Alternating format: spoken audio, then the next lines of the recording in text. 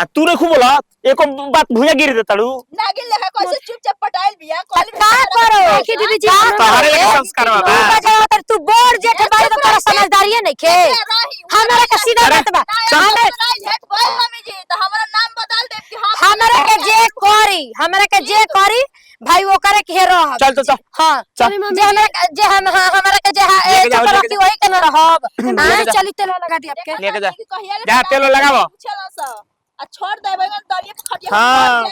तू काटा ना तू पानी पियो तो हम देखत नहीं छी लोटा के लोटा लेके दौड़ा रहा तो लोटा के लोटा पानी लेके केहू नहीं के हो तारो से बेसी खुशियाल रहत ना तो गला कहि के नइखन तो तार बाहर आइल हम देखत नहीं छी बुझाते नहीं कि मम्मी जी के भेजी का धरो सर हालत खराब को धो देले बड़ा उन्हीं धोरी पे धो देले रहती तनी पानी ले आवे गिलास तो पी लिया चाहे छोड़ा बैठो तू बैठे रहो हमारा भिड़िए तो सरवा पियास में सब मारा गुल बाजी तो ठीक बा बात के बाद बरो टाइम ना बुझाला ना खा पी ली का बनैले बड़ू बनैले बानी दाल चावल आ सरवा गर्मी से हालत खराब हो जाता भरता बैगन का बैगन के भरता आपका फेवरेट है ना तो वो सोचने की वे बना दे शाम के कुछ लेटी तो बनी आई कहानी है हां कि पाइप जोन धइले बनी नु वहन तभी दियो ना तभी एक खाली अभी और जाके एक चास अभी करम अभी है तू मांगे तना दे ना अभी न दियो चलिए ठीक बना दे आई कौन ले खाना खा ली खाना का खाई तारा के तो देख के तो हमारा इतना मिजाज खुश बन में बेरा मने खेती खरियानी लाइला खोट के तो पूरा निशा जब हम का कोई काना दिमाग के हम तू काम धंधा तू ढेर मत करा छे ई को जब बात करते सब तू काम उनका से करवावो तू मत कर हां रा भौजी ले हां ठीक रो रखो तनी मांगे पे के झोटा में कुछ छोड़ियन तब ना आगे के बार कुल के बार दे चोर दे मने रो का लागत कि पीछे का होला मांग उहे नु कुल के बार दल बड़ी देखी बाजी मस्ती मजाक जगह पे निक लागल रो अपन भौजी के रहन जानत नहीं खी तू एको काम छू के नत करियो तार खूंटा मजबूत बा खूंटा के भरोसे बाछा कुदेला बुझा गई तो हम टाइट बनी नु तो उठीला क दियन रो फौजी का रहन ढीला अभी जानत नहीं का घरवा में लगा देबो वही रमलीला कुंकर में जाबो होश में आजी बुझाइल जादी हमारा भौजी के मुंह नहीं खेला के हम जब ले जांगर भगवान घर ले ले घर ले ले खटत खटत जाई एक कोइले बनी हमार ऐसा नहीं ते रहला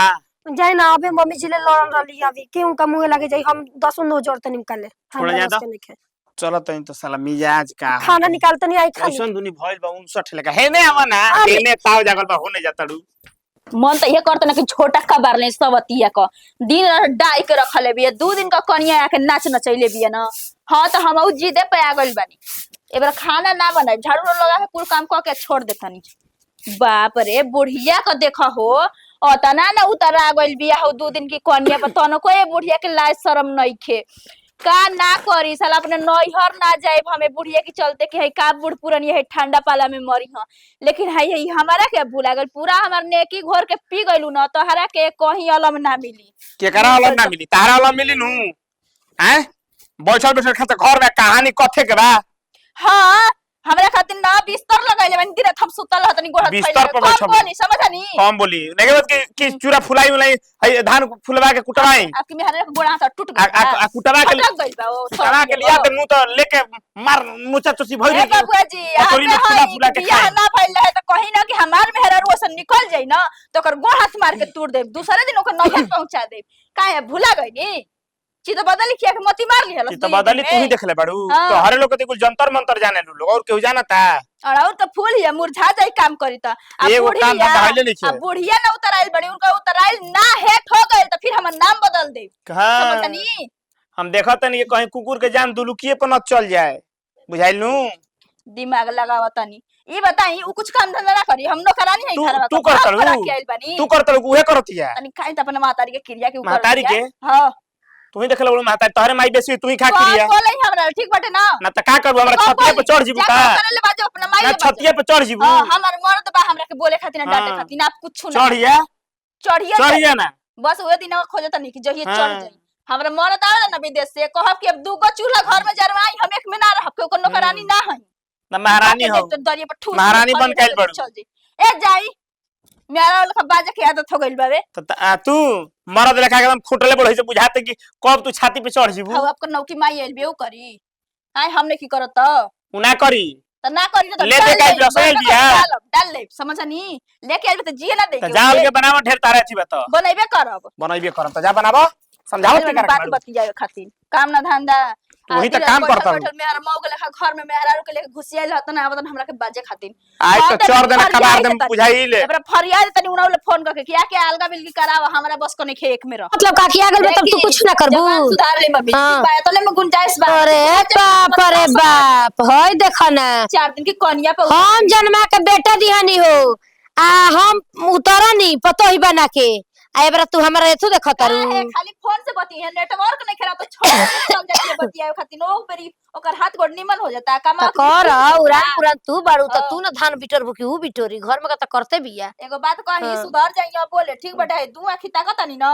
एगो के तीत एगो के मीठ कइले बानी ना तो उतराइल नहीं कह सुधर जेबो के सुधारे पड़ी ठीक बा लगता कि हमरा के भागा पारा के उठा के आइल बानी हम आ डोरी चढ़ के आइल तो बिया अपने से देखा अपने से आपके अपन पैर पर कुल्हाड़ी मारत तारू जानलू। एगो बात साफ साफ कह देतनी हमरा ल कुछ ना हुई आ जेके जगह ने मन करता ना रहू आ खाना बना के देतन त गरम गरम डाल देवा दे ठीक बा देखा रास्ता में बैठल छोड़ देई ना तिया तो धक्का दे तू एक भरी गिर धक्का दे तो मारल लाते से कि कलकत्ता पहुंच जेबो अभी बुझत नहीं खो मारे के नीमन के नीमन है बाउर के बाउरो है बिचान तो नहीं खो हां डर नहीं करी छोड़ के भागलिया मारा के अब एक हम बतावत नहीं इहो धीरे धीरे कर परछाई पड़त अटे ई ऐसन खेलवड़िया बटले बिया कि बिगाड़ के रखी देई एक 50 साल कहतन के कर बात मत सुनल कर आई चाहत या कि जैसे हम बुढ़िया के छोड़ देले बनी ओगन छोटकी छोड़ देता छोटकी के ऊ बजना बाजे दे के घर में बैठी रे दादा कुफुत बाटे कुफुत बा केहू से बोला तो ओहू के दुख बा ना बोला तो ओहू के दुख बा एकरा से बढ़िया ई अपन दुआर पर बैठा रह खाली घर में हम मतलब रख ले तनी खाए बतावा करतिया बार झरतिया तेल लगावतिया मिसतिया चाटतिया हां तब वो कर लगे ना उठम बैठम ते तोरो जगह तू करक बता तूहू करूंगा ने काहे घर में ड्रामा उतरे हमरा नहीं जानता नहीं हैं दिमाग खराब भइल बाटे जब से आइल उतरल बिया तब से कर कुफुत हो गइल बाटे जान जी ढेर उनका दिक्कत होता तो कह जगह पे नालका बिल का रहस हर रोज रोज के कुरकुरा ठीक नहीं खेलात घर में हम नहीं की जानता नहीं कि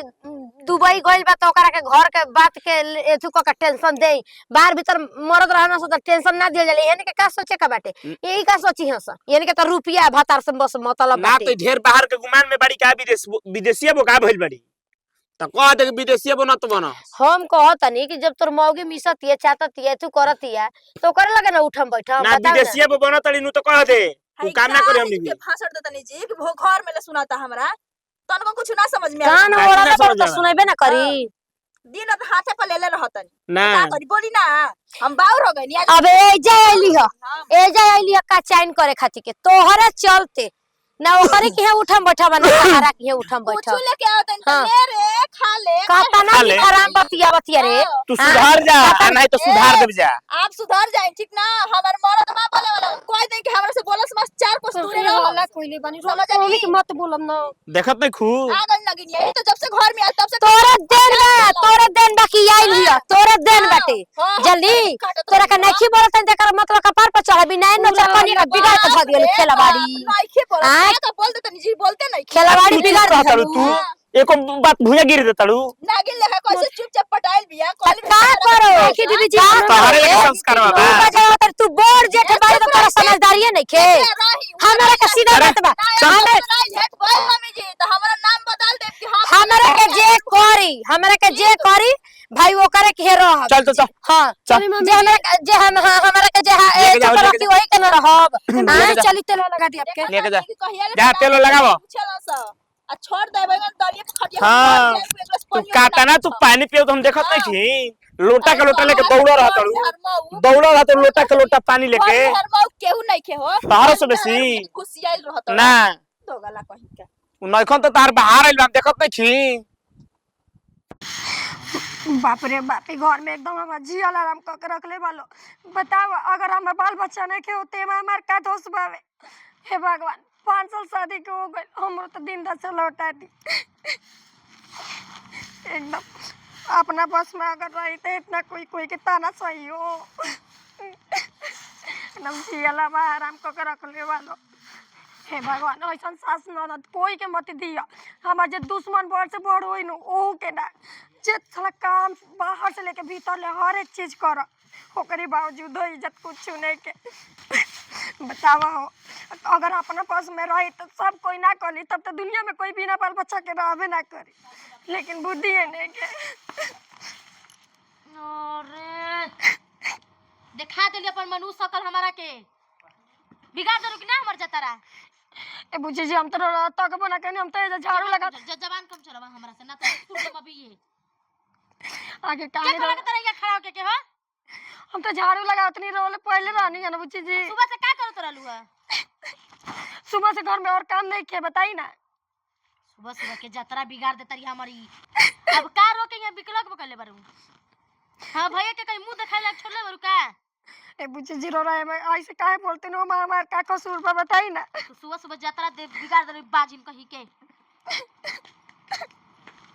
हे भगवान हम पुता में दिन रात चलत नहीं बताइए मामा का कसूर बा, हम का कर सकी ना। अगर हमारी बस में रही तो का हमार शौक नहीं के हम माई बनी। साला हम का कहीं हमारा के समाज में एकदम मुंह दिखावे जो को नहीं के छोड़ले कि तनी हम खुल के हम जिंदगी जी ही जीवना के नाहियो बोले के जौनो बोल देता के सरौ कौन करम कइलक एगो लइकन के मुंह ना देखल, लेकिन का कहि कुल हेनु करवावतिया का हम कहीं करा के का रे अब का हो गई। अच्छा आप ही हमके ये बताई कि कोई भी माँ मतलब मेरा रुई चाहे ली सके हम बाल बच्चा ना हो के तो के चाहता हम चाहतनी हैं हम चाहतनी तो रोको है कि मतलब का हम चाही ना। तो के चाहता और बिटिया कुंवार और बहन इतना हमरा के ताना देता रही कि उतना तो शायद हम दरो दे याद रही तना दी। उ ठीक कहतिया ओकर सबक ना हो कि फुआ बनो केनहू से घर में हेलो तो लइका दौड़ के जाओ फुआ फुआ कहो। आज तो बताई मने रो सबके कहे कि मतलब कि हमार शौक नहीं के कि हम माई बनी ना, हम नहीं लके हम ना होके तोरे सब बिल्कुल करनी है बुझाइल तोर कर शादी है के जाने कामना जन्म में ते पाप पुलिस की तेबरा ऐसन ते दिन देखाव तड़े। हमार सब ना हो कि हम तनी केनहू जाई तो हम अपन लेके कंगुरी धारा के हम टोला महला में घुमाई हैं बाकी कुल हमर सबक सबखे रह गइल। जब रौरे वैसन बानी त माई बहन काहे ना ताना दिलो। एगो बात हमार ते कान खोल के सुन ले, अगर और साल भर के अंदर में अगर अगर हमारा के संतान अगर ना दिहलिस तो समझ ले के ते रास्ता चेत लिए दोसर तोरा के राखम ना अपन बाप भाई से फोन करके कह दे करतनी जी का सब हमरे हाथ में बावे तो हमारा हाथ में बटे साला हमार ऐसा न दे रहला हैं। आपसे बात कइला दीवार में मुड़ी लाल दोनों तारा मतारी के मारा फाइट की चल जीबू मदनपुर बुझाइले एके फाइट में कोनो भाषा ना बोलबू एको गो विषय में समझत नहीं खुद समझावा तारी हमारा कहे जब बैठ के ना तो तोरा साल भर के बतिए बा साल भर में तोर तो हम होश फार ना देनी तो तू कही कम का कहत रहनी करते डरामा हयो सही ना लकड़ी उकड़ी कुल फेकल बा ई ना कि बुनी बरखा का कुल घर में रख देई तो हम ना रखब तो केहू रख ना सकेला कम बना सा ई अतना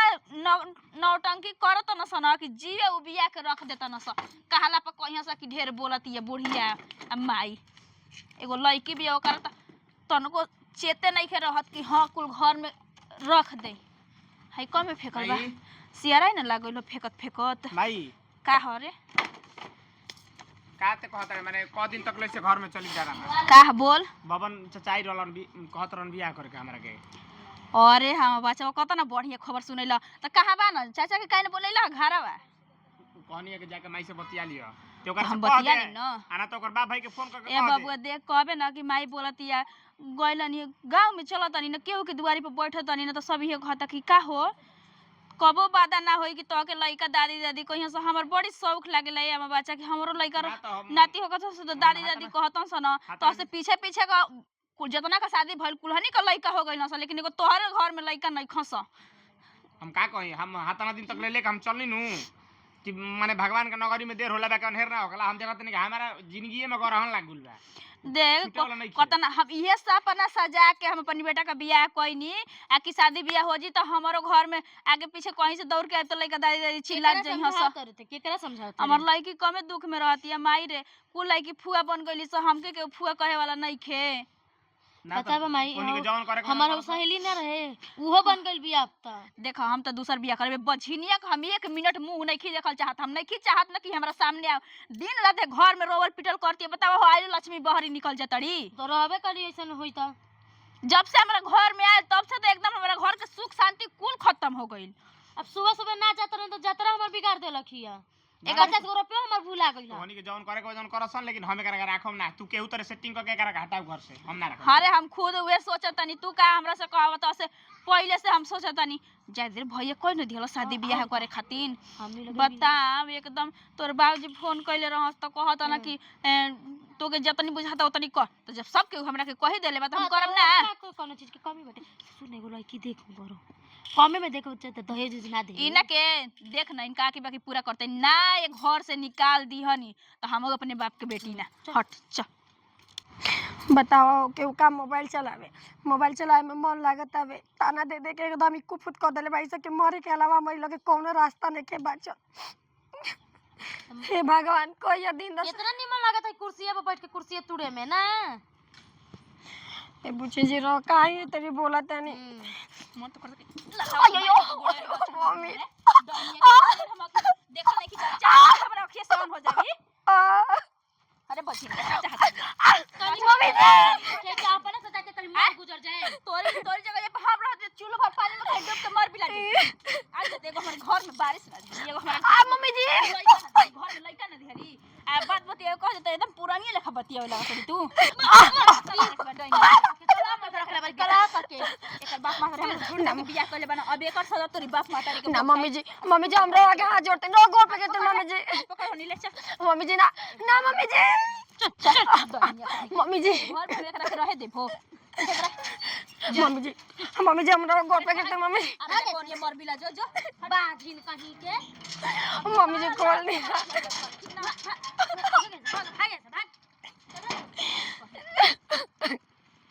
हे भगवान अब हम कहाँ जाए, कौन मुँह देखाई कहीं भी। भगवान ए जी रोरा तो हमारा आदमी बनी रोरा आगे हम हाथ जोड़ते नहीं रोर गोड़ पे गिरते नहीं तो माफ कर दे उनके घर में एगो कोना में रहे एक मिनट तोरे घर में रहे के अधिकार नहीं। चल तोर सेटिंग कर देले बने हम। चल ए जी सुनी हम चल जल्दी निकल चल भाग। ए जी देखिए हम नौकरानी बन के एगो कोना में रहले रोरा के तनको शिकायत के मौका ना दे उनके माफ कर दे। ए घर के तो नौकरानियो रहबे नु तो हमारा बस के बात नहीं के। चल हट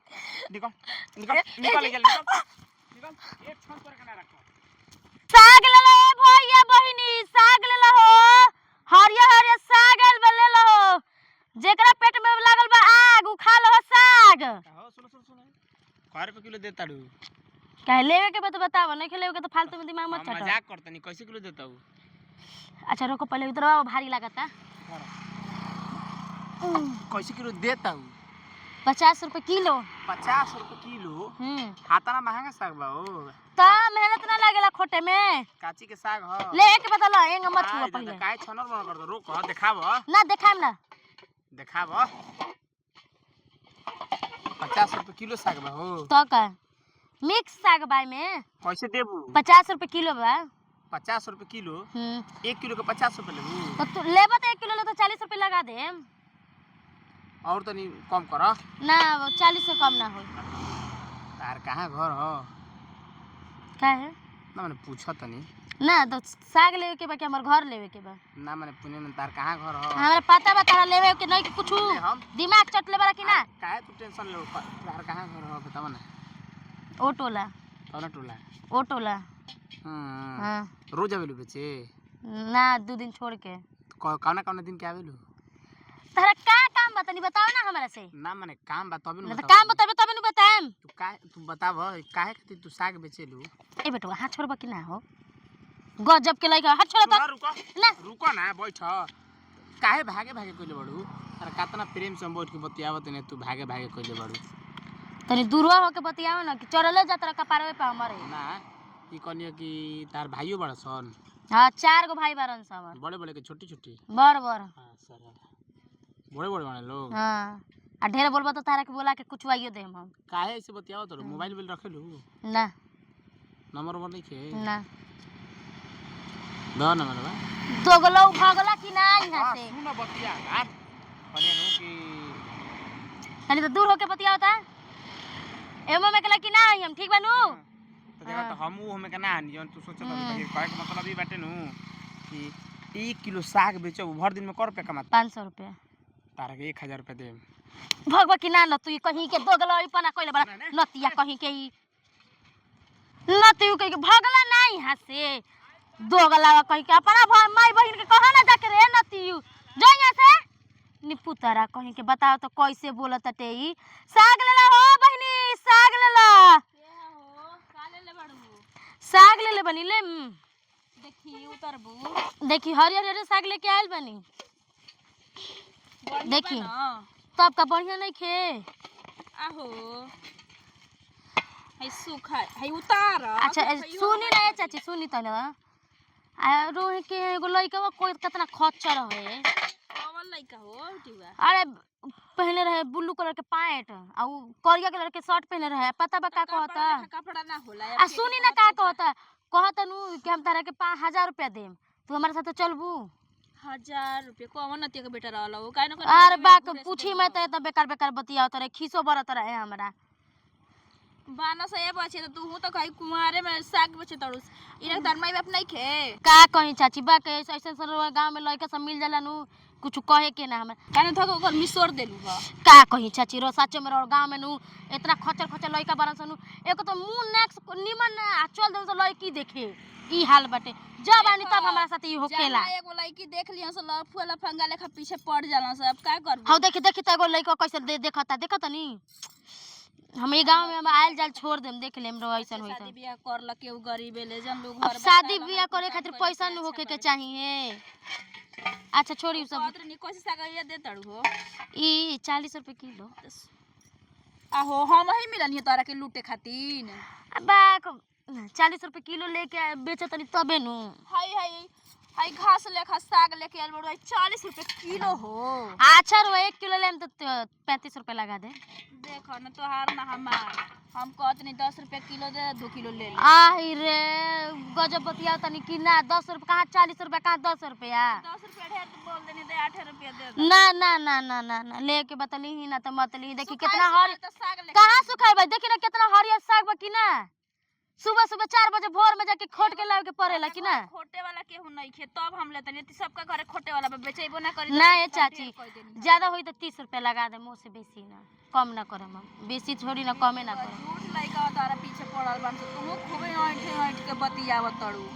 बेचे के रहे तो लइकवा से ना बेचवा देती हम देत रहे कि ना 50 रुपए हमरा के सागवा के 1 किलो साग के दे देलू हले ले ले रह मत कर 10 रुपए दे दे ले के बता नहीं ना ले के बता रहे दी कबे से ही कहले बने कि ना कैसे है झनक लेवे वाला रेट लगाई ना पर लेवे वाला नहीं खिलागा और का देवे मेहनत नहीं खेला गो ये टाइम पास करे लगा हम ही मिले बनी रवा ना लेम तो का कहियो ना लेही का हाय देखो रानी को है झूठ मूठ को ना उठतिया हो बिना काम धंधे का कोनी 10 रुपए बेकार कहनी हो झूठे का पीछे पड़ल बना सब लफुआ बा ठीक करतन स ध के कहीं इनकर मुहावा साग ले आई हो साग बतिया सुन तनी भोसड़ी का एकदम से खूना में खौले लागता हम आज की बस हमरा गांव में आइबू ना तो तार जो ना कहे के तमन कह देबो उल्टे गाड़ी निकलत मुंह से जतनी हम जीव जंगल नहीं खे खोट ना ले पैसे तो कहती है कि 30 रुपये तू 30 रुपये देखले बाड़ू हम देखले नहीं खे साग ले ला बताओ तो लइका जब से मिलल बनो हमर माय बहनी खराब तो सब एके जैसन मिलत है तो 30 रुपए के साग के हम 10 रुपए में का हो भौजी ये है भाई अरे हां भाई है तू कहे बिटिया के साग ले ले खाली बनी साग हरियर हरियर साग ले ले बनी राजा जेकरा पेट में बाटे आग उ खा ले साग पेटो लाग जाई हरियर हरियर यहीं अंदर है यहीं चल मालिक की कोलिया बहुरिया में कभी बाहर में निकले नहीं यहीं अंदर है का कहिए भौजी हमरा तो दिन भर के बनिए खराब हो गल बा कि ना ये रास्ते में एगो लइका भेटा गेल ठीक बा मार उल्टा सीधा हमरा के बोलत रहे नतिए दोगलावा कहीं के एने के लइका अरे हां रोडवे पके कौन रहल जी बेड़ुआ का जाने के रहे पता बा भौजी आ ओकरा बाद एगो यहाँ हाई बगल वाला घर के एगो चाची भेटा गेली अब रहुए बताई 30 रुपए के साग के हम 10 रुपए में दे हां तो ऊ चाची तनी कुछ ज्यादा तेज है सुधीर वो चाची के बात करतनी ना हां हां तो ऊ तनी कुछ ज्यादा तेज है सोचे सोचनी नहीं ना पागल हुई कि ना हो भौजी ना, लगे दे पूछी मेरे जी। दुगो तुर के है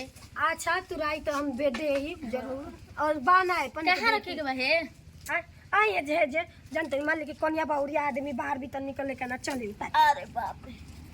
माथा तो गेटा पर ले अरे भाई का करे गेटा पर ले लो रुकी। कौन ना जात नीची बैठो बैठो खड़ा खड़ा अका परो दुखाए लगा कैसे देते रे देखिए भौजी रोज से छूट ना बोले ठीक बा 30 रुपए किलो बा अजी बुची जी 30 रुपया महंगा नहीं छी कहूँ ए भौजी तो देखी ना कितना हरियर हरियर साग बाटे। अब रहुआएंगा मत करी ठीक बनू रोरे पे आस लगा के आइल बानी हम। वो तो ठीक है बा हम देखत है हटा ही तराजू हटा ली ना हटाओ तो ली ना। ताजा है आज के ना तो आज सुबह के बनू हाँ, बड़ा मेहनत लागत हो ना जो जोखी 1 किलो 25 रुपया लगा ली चली ना राउ ना हमारे 2 किलो ले 50 रुपए लगा दे। अच्छा जोखी वही लेकर पापा कहत रहनु साग ना का साग खाएम तो मन ताजा हो जाई देख लेम आ फिर हमर नाम लेम कि हां साग एगो बेचत रहनी। तनी हम बबुआ होखे वाला बा आ इतना हम नौका चाव के भात आ साग खाए के मन करतनी कि कार होले बताई तो मालिक के कोनिया बोरिया खेते में ना जाई जल्दी आवे ए तो भौजी तो देख हम लड़का गिराई होखेला तो कुछ देम हमरो के आ काहे ना जी काहे ना जरूर आई कौन कही के हम अपन ननद बड़ी गांव घर के आदमी के ले शौक पुरावे के बा ज्यादा कुछ ना एगो सूट सलवार दे दिया एगो साड़ी दे दी हां साड़ी रो का करब जी कुआर बाहर बिटिया माई भी आनी एगो पहने खातिर बूढ़े माई। अच्छा चली कौन बड़ी बात बा रोरा आशीर्वाद से और दुआ से भगवान निके निके देखती रहो कि हम क्या करी भौजी मजबूरी में नुआ सब करे के पड़त ते मजबूरी में ना तो हमर भाई एगो बानू पियक करहु जो भाई से मैं पैसा लेके जानी तो चोरा लेवेला तनी मन ले ना कि रखेला का करी एके गो घर बाटे वो फूटल फाड़ल का करी मजबूरी में। आ ये बच्चे मजबूरी में आदमी ले कुल करवा अरे भौजी बराबर बेटी ना है देखी अच्छा लाई ना लाई के में ले मुंह में दे देता बेसी दे दे तुम से नहीं